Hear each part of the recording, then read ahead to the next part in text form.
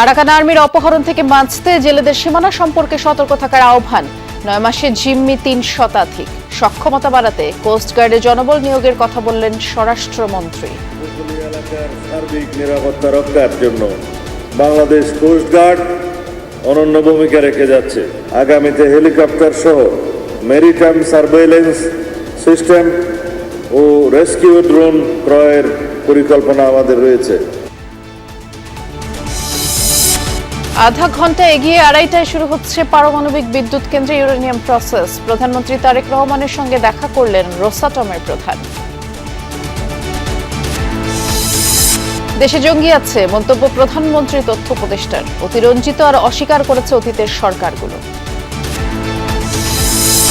লঘুচাপের প্রভাবে ঢাকা সহ 4 বিভাগে বৃষ্টি, জলাবদ্ধতা, নগর জীবনের ছন্দপতন।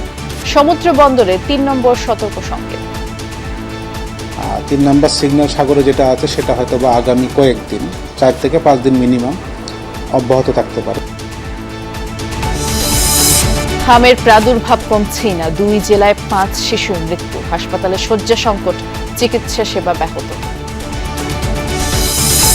পশ্চিমবঙ্গ বিধানসভা নির্বাচনের শেষ ধাপের ভোট গ্রহণ কাল। ভবানীপুরের মুখোমুখি মমতা শুভেন্দু, হাড্ডাহাড্ডি লড়াইয়ের আভাস।